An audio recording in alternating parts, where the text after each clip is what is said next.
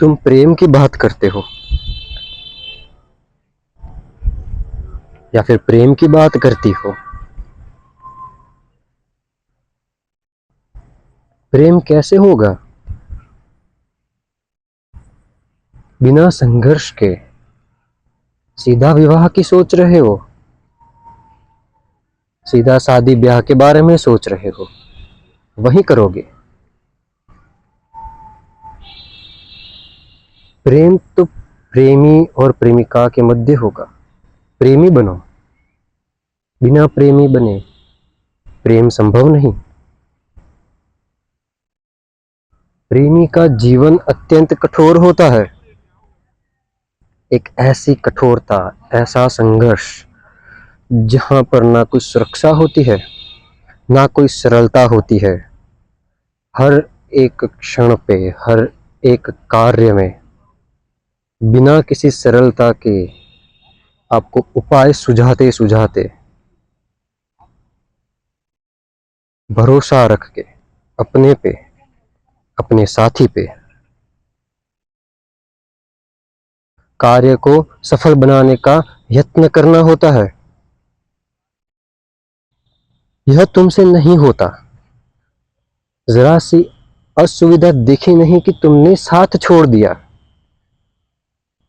क्रोधित हो उठे। ये भला कैसा प्रेम हुआ? असुविधा में ही तो ही साथ देना होता है, वही तो उसकी आवश्यकता है। हर जगह पे यदि सुविधा हो जाए तो साथी की आवश्यकता ही क्या? बिना साथ के प्रेम कैसे संभव है? सीधा विवाह कर रहे हो। पुरुष के जीवन में तो संघर्ष करना एकमात्र रास्ता है, उसके पास और कोई विकल्प नहीं। कन्याओं ने क्या कर दिया? प्रेमिका बनना चाहती है, पर पहले प्रेमी होना चाहिए, तभी हम प्रेमिका बने। ये कैसे संभव है? बीज बोओगे तभी तो वृक्ष बनेगा, उसके बाद ही तो फल आएगा। पहले प्रेम देना पड़ता है, फिर उसको प्रयत्न, विश्वास, साथ, समय जैसे भावों से सींचना पड़ता है। धैर्य की भूमि में दबाना पड़ता है, बार बार उसका जतन करना पड़ता है, तब जाकर के कुछ लंबे समय पश्चात प्रेम होता है।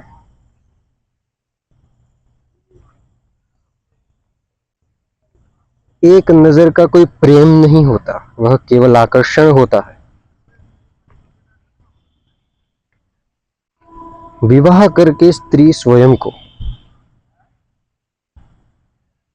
किसी उपभोग की वस्तु बना दे रही है। पहले विवाह करेंगे फिर प्रेम करेंगे, यह संभव ही नहीं। यह अत्यंत ही आधारहीन बात हो गई।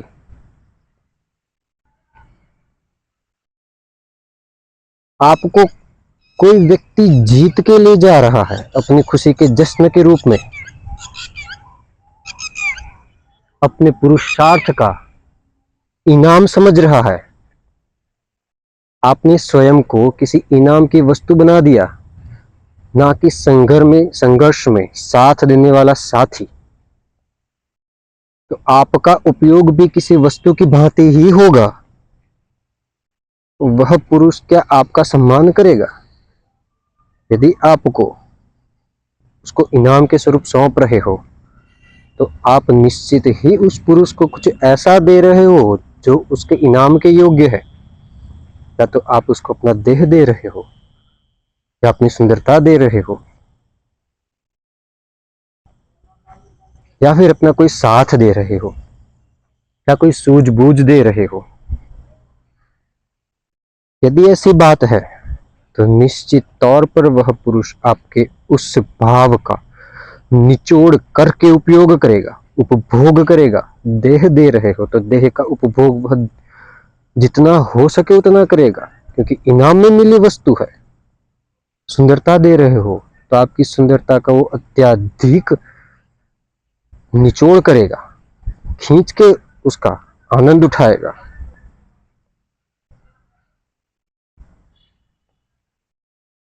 आपको लगेगा कि यह पुरुष मेरी कितनी सुंदरता का ख्याल रख रहा है। ये गलत बात है। वह पुरुष केवल और केवल अपने इनाम का पूरा उपयोग कर रहा है। क्यों छोड़े भी, उसने पुरुषार्थ जो करा है। आप उसकी प्रेमिका तो नहीं है। प्रेमिका होती तो वह पुरुष आपकी सुंदरता का भी सम्मान करता। प्रेमिका होती तो आपके देह का, आपकी सूझबूझ का, आपकी कलाओं का पूरा सम्मान करता। यदि नहीं, आप उसको केवल इनाम में मिली वस्तु है तो हर क्षण उसका निचोड़ा जाएगा।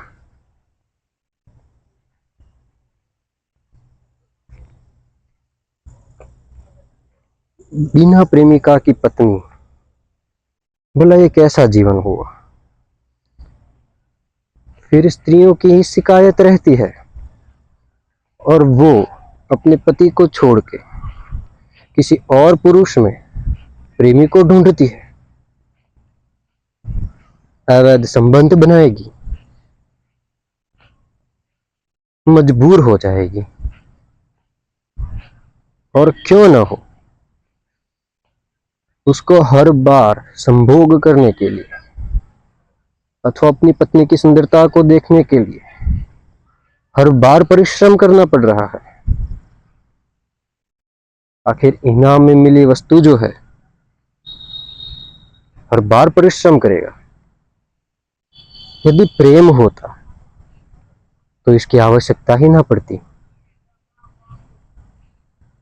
वह व्यक्ति संभोग के लिए देह का या अपने इंद्रियों को तृप्त करने के लिए किसी स्त्री का सुंदरता का लालच ही ना रखता। यदि पुरुष के पुरुषार्थ में उसका यदि साथ दिया जाए, उसके साथ खड़ा रहा जाए, उसकी बातों को गोपनीय रखा जाए, निश्चित तौर पर वह पुरुष के लिए यह स्त्री सुंदरतम बन जाएगी। फिर वह सुंदर ना भी हो, इसकी एकमात्र वजह होती है प्रेम। क्योंकि संघर्ष में साथ, समय, विश्वास, धैर्य की नींव पे सींचे गए हैं।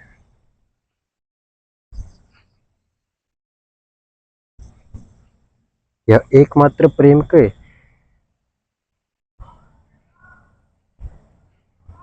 भाव है।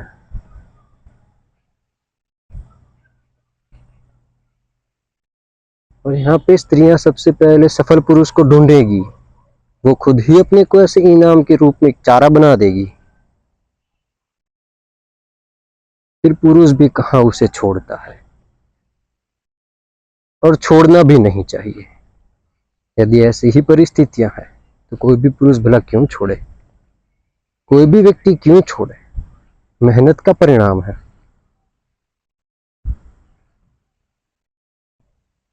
मेहनत के परिणाम स्वरूप यदि किसी व्यक्ति को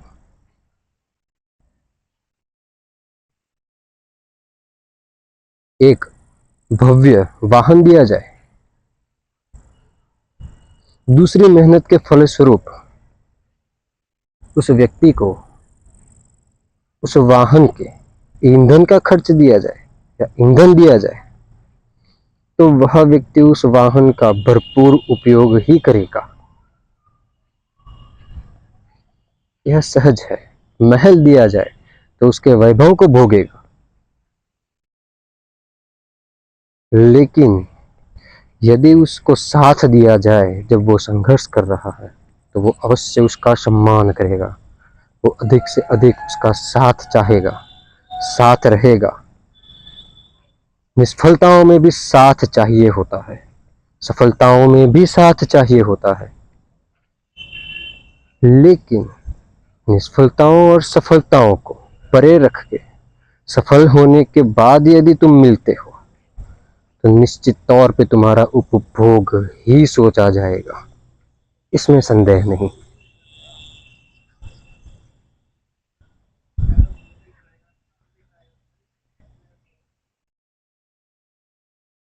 कहाँ प्रेम रहा अभी, ये जो भी मांझरा चल रहा है खुद के उपभोग की तैयारी है।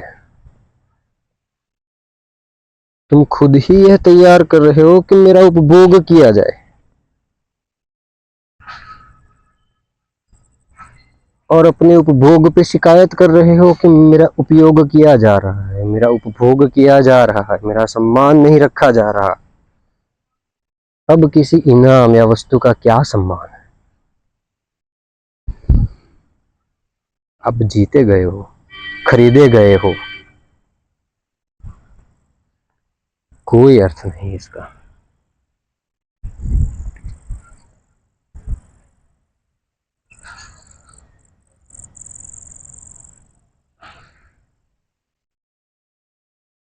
प्रेमिका बन जाती, आजीवन साथ देने का संघर्ष पुरुष कर लेता, उतना ही संघर्ष तुम्हें भी करना होता। प्रेमिका बन जाती, पर प्रेमिका बनना भी सरल कार्य नहीं है, और तुम्हें सरलताएं ही अधिक भाती है। तो बिना प्रेम के विवाह, तुम ही अंदाजा लगा लो।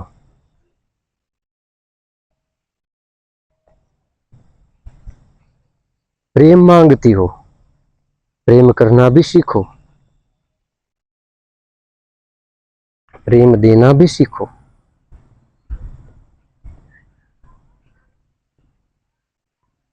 सहकार करना भी सीखो।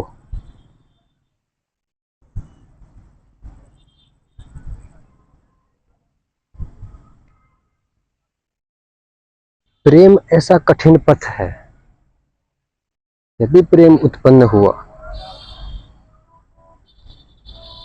तो तुम्हारे हर क्षण हर परिस्थितियों में अलग ही कठिनाइयां उत्पन्न हो जाएगी। उन कठिनाइयों में भी तुम्हें साथ देना होगा। तुम सोचोगे, लोग कई सारे तुम्हें भ्रमित भी करेंगे कि ऐसे नहीं होता, ये ऐसा रिश्ता नहीं है, पवित्र नहीं है, यह पवित्र है, यह ऐसा है, यह वैसा है, असामाजिक है। तुम्हारे ऊपर लांछन लगेंगे, हर संभव यत्न करे जाएंगे तुम्हें दूर करने के, तुम्हें भ्रष्ट करने के, तुम्हारे प्रेम को नष्ट करने के।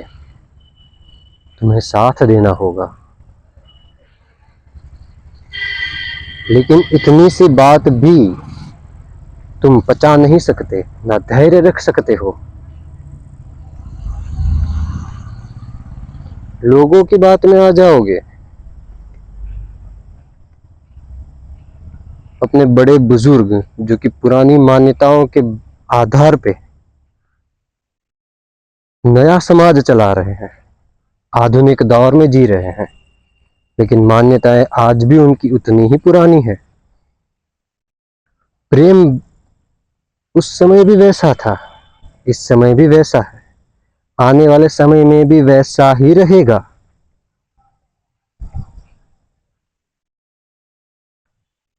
मान्यताएं हमेशा उसके लिए पिछड़ी हुई ही रहेंगी। उन मान्यताओं के आधार पे प्रेम को व्याख्यायित कर पाना संभव नहीं होगा। यह तो मैंने केवल प्रेमी प्रेमिका की बात करी है। यदि दो मित्रों के बीच में भी घनिष्ठ संबंध हो, घनिष्ठ मित्र हो, अत्यधिक प्रेम हो, साथ सहकार समझ हो, तो लोग उस मित्रता को भी तोड़ देंगे। यह मित्रों का दायित्व रहता है कि उस मित्रता को टूटने न दे। यह सबसे अधिक आवश्यक रहता है। दो सहेलियां होती है तो सहेलियों को भी यह ध्यान रखना होता है कि उनकी मित्रता पे कोई संकट ना आ जाए, यदि आ भी जाए तो मिलके लड़ना होता है, मिलके करना होता है, सुलझाना होता है। प्रेम से चल रहे हो,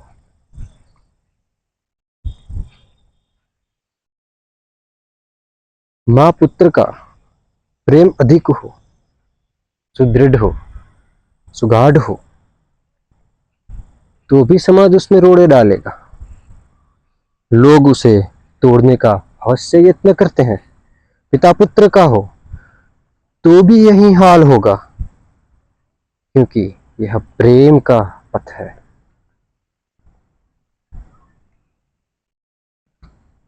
भगवान और भक्त का संबंध होगा तो भी यही होगा, गुरु शिष्य का होगा तो भी यही हाल होगा। अभी का संबंध आपको बनाए रखने के लिए हर समय आपको विश्वास, समय, धैर्य, सहकार रखना ही पड़ेगा। अभी की कन्याएं मैं देख रहा हूं, कुछ एक गिनती की ही कन्याएं होती है जो कि अपने प्रेमी का साथ देंगी, क्योंकि प्रेम के समय प्रेमी के पास सब कुछ हो यह आवश्यक नहीं, यदि हो तो भी पथ सुगम नहीं।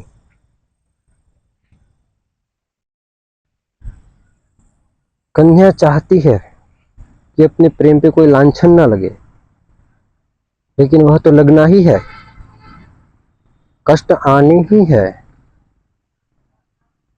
लोगों की बातों से अपने प्रेम को जज कर, अपने प्रेम को आकलन करना लोगों के दृष्टिकोण से, यह क्या मूर्खता है।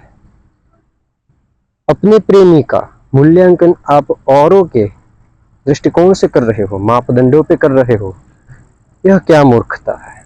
प्रेमी तुम्हारा, प्रेम तुम्हारा, प्रेमी का तुम, संबंध तुम्हारा, समय तुम्हारा, साथ तुम्हारा, परिस्थितियां तुम्हारी और मापदंड किसी और के, मूर्खता है।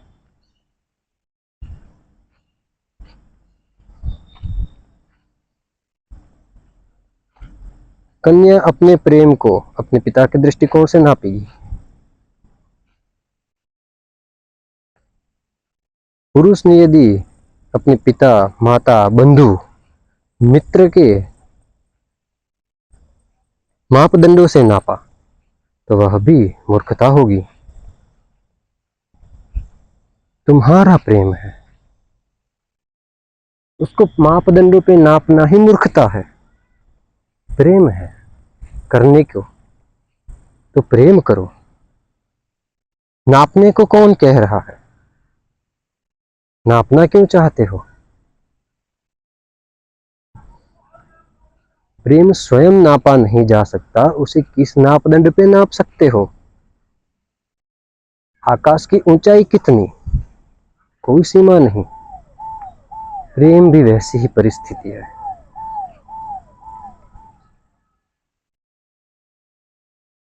नापना संभव नहीं। आकाश में कितना अवकाश है, नापना संभव नहीं। प्रेम में भी वैसा ही है। कितना प्रेम करते हो, कितना प्रेम करती हो, क्या मूर्खतापूर्ण प्रश्न है।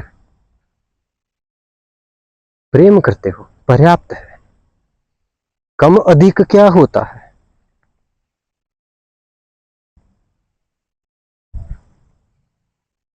और अंत में इन्हीं झमेलों में उलझ के स्वयं को एक ऐसी व्यक्ति या ऐसी परिस्थिति में झोंक दे रहे हो जहां पे केवल तुम्हारा उपभोग किया जाएगा। पुरुष भी अपने उपभोग की तैयारी करता है, अत्यधिक धन कमाएगा, अपने ऊपर खर्च ना करके अपनी पत्नी पे लुटा देगा। और पत्नी भी इसीलिए इतनी तैयार होती है कि वह अपने पति का उपभोग करे। अपने पति में तो उतना कुछ है नहीं, तो उसके धन का ही उपयोग करेगी। भरपूर खर्च करेगी जैसे उसी का है, क्योंकि उसने इनाम में जीता है अपने शारीरिक सौंदर्य से। परिश्रम उसने कुछ नहीं किया। और पुरुष भी धन लुटा करके उसके शरीर का उपभोग करेगा, उसकी सुंदरता का उपभोग करेगा।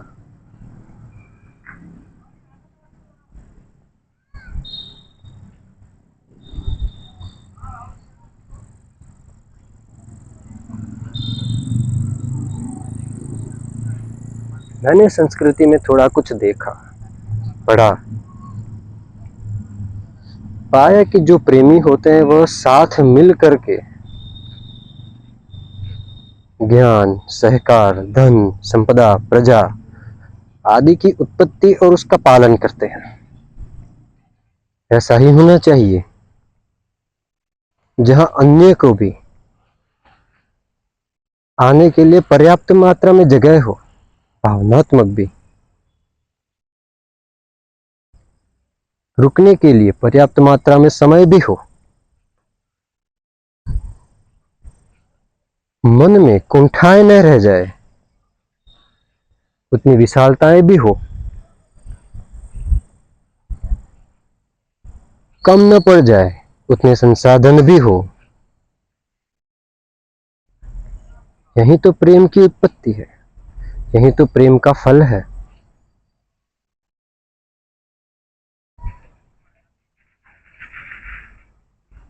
परिवार का मन बड़ा हो,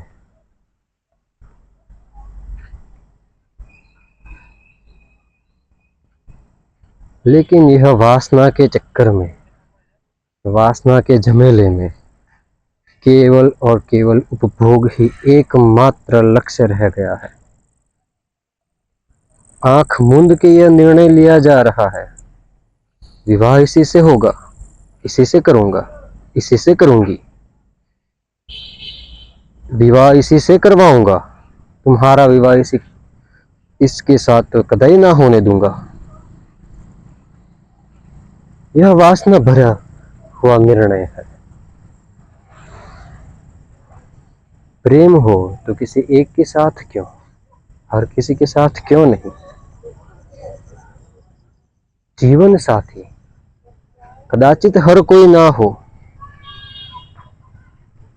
केवल एक हो,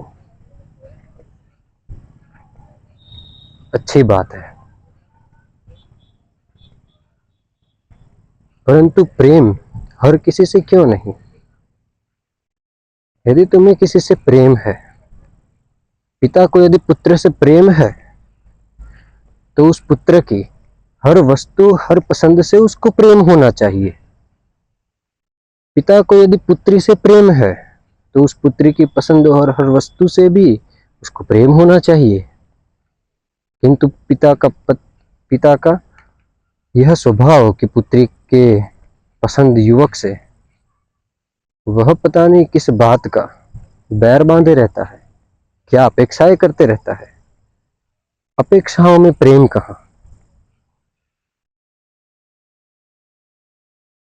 माता भी अपने पुत्र की जीवन संगिनी में पता नहीं किस बात की अपेक्षाएं करती रहती है। मन घड़ंत अपेक्षाएं जो पूरी कर पाना संभव नहीं।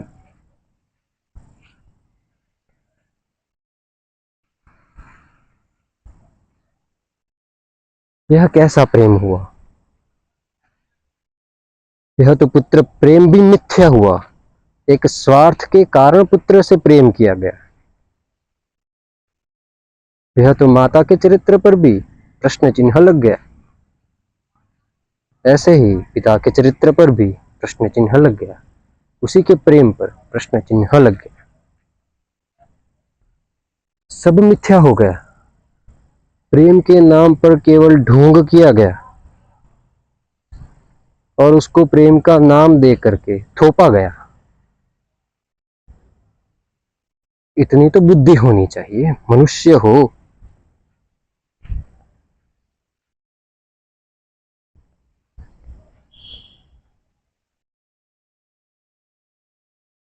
इसका अर्थ ये भी नहीं कि अपने पुत्र और पुत्री की किसी भी पसंद से आप समर्थन में हो जाओ, पर अपने पुत्र अथवा पुत्री के पसंद के और अधिक सुधारने में सहायक अवश्य हो सकते हो।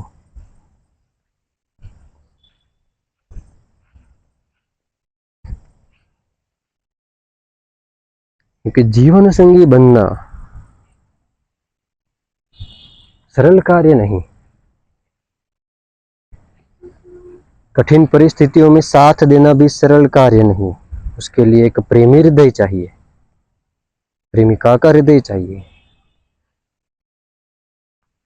पारिवारिक एक परिवार का होने की भावना चाहिए, तब जाकर के यह प्रेम संपन्न होता है।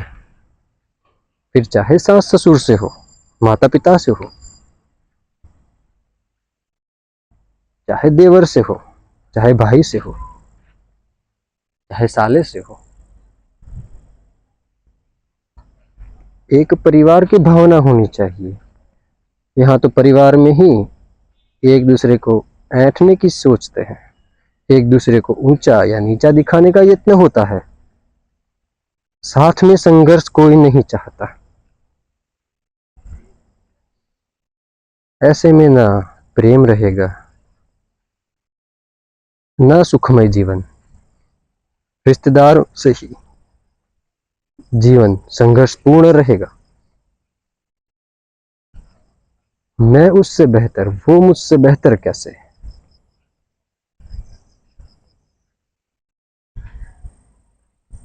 यहां तक कि स्त्रियों में भी यही है। मैं अधिक धन कमाती हूं तो यह पति मेरा नौकर है, दास है।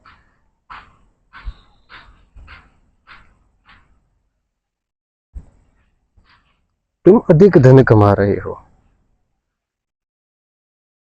तो धन संबंधी जिम्मेदारियां तुम उठा लो। यदि तकरीबन तकरीबन बराबर बराबर कमा रहे हो तो बराबर बराबर जिम्मेदारी उठाओ। यदि कोई आगे पीछे कमा रहे हो तो जिम्मेदारी उस तरह से निभाओ, उस तरह से साथ दो।